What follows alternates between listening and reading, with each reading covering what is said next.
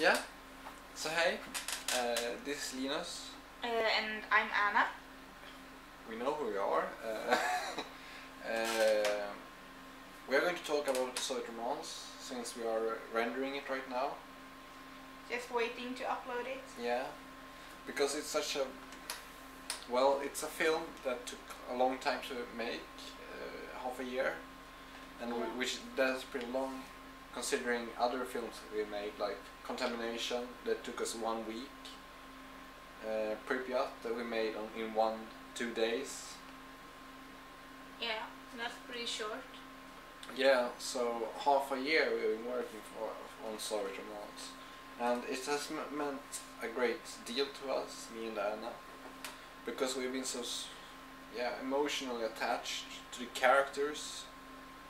Especially me, I guess. Yes, especially Anna. The idea of Soviet romance came to me very sudden.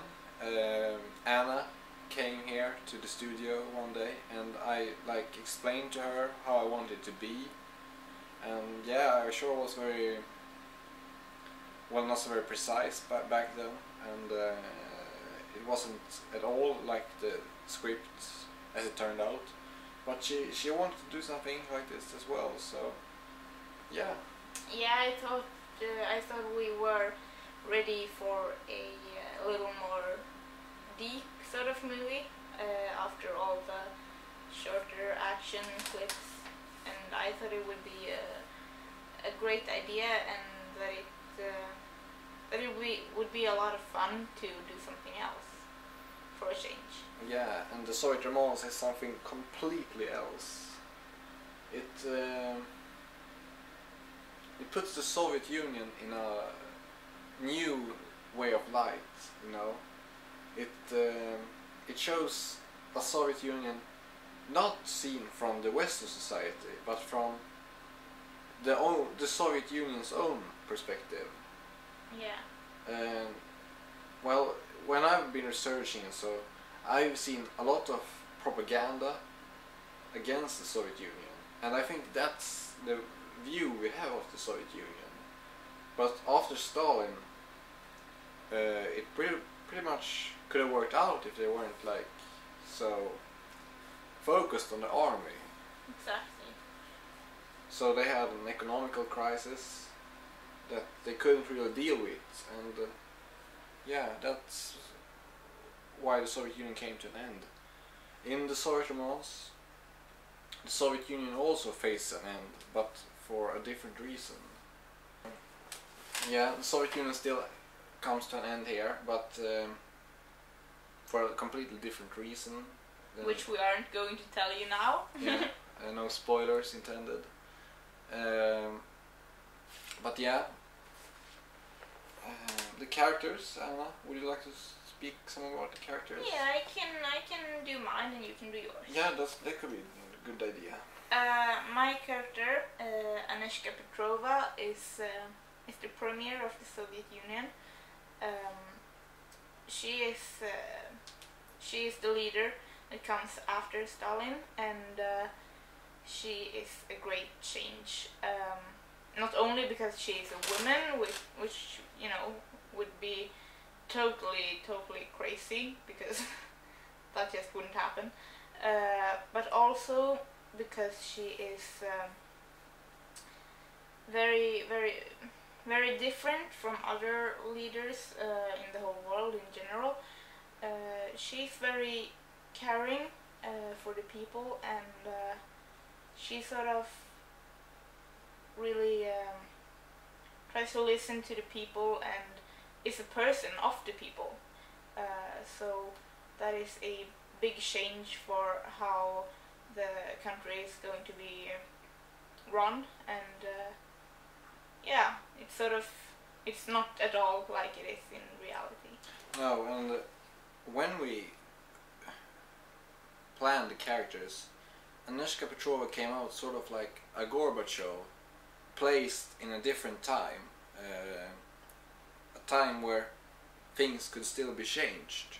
Yeah. When Gorbachev came to power and he wanted glasnost and perestroika, it was already too late to change without a major like revolt. Yeah, people were already too sick of it. Yeah, people were too sick of the Soviet Union and they wanted something new. But Anishka is she's acting differently, and people actually like her. Yeah, yeah, people like the leadership, and they after Stalin, after even Lenin, she's such a great change. There are no more like deportations No killings in no, the street. No, exactly. And there is truth to the society. As you must have understood by now, it's a contractual history. Yeah. Yeah, and we have chosen to play with it pretty much, the history, and to get a character like Anishka, who is young and also a woman, or well, she's a girl actually when she comes to power. To get someone like her to the power of premier over the Soviet Union, we needed someone to support her, and it was almost necessary that he had some sort of superpower. Yeah, that's also not so realistic. No, it's not so realistic, but you know, he's based from some of the myths around the Soviet Union. And this is Linus' character we're Yeah, talking about. Alexei Yelkin, who is the person being interviewed, carrying the film forward by explaining how and taking up memories, explaining memories and such. Alexei Yelkin is a man coming from a poor family who ends up behind the desk in the Politburo in the Soviet government, and yeah, he can pretty much run the place as he wants to.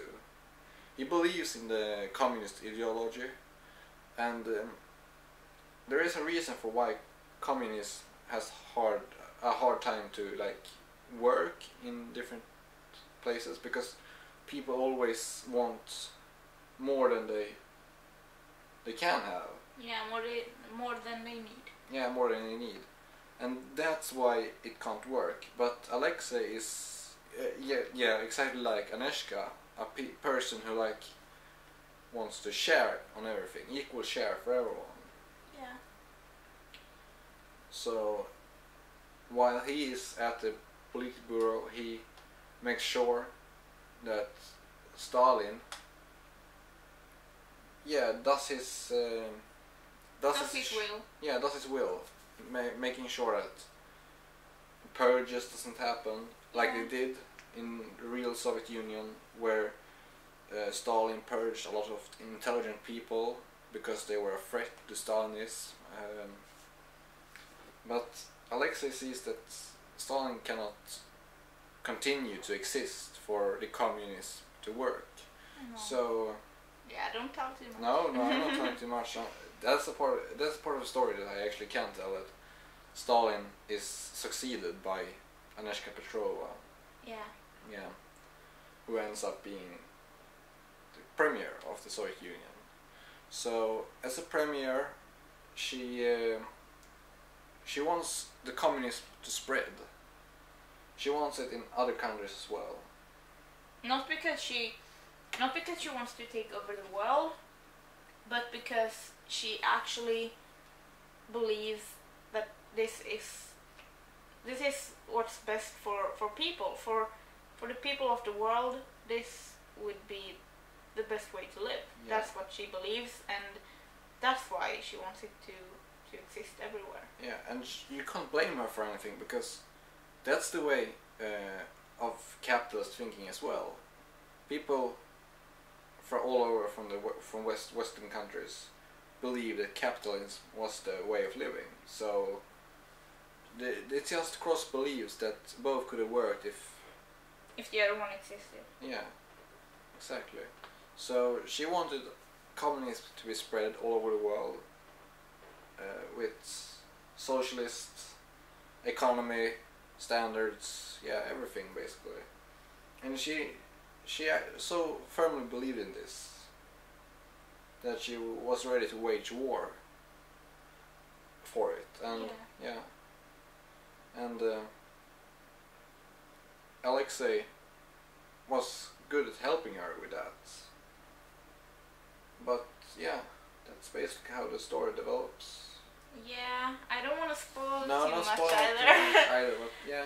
Yeah, maybe we should just end this with saying that this movie has really meant a lot to both of us. Yeah. And that we really, really, from our hearts, think that you should watch it. Yeah.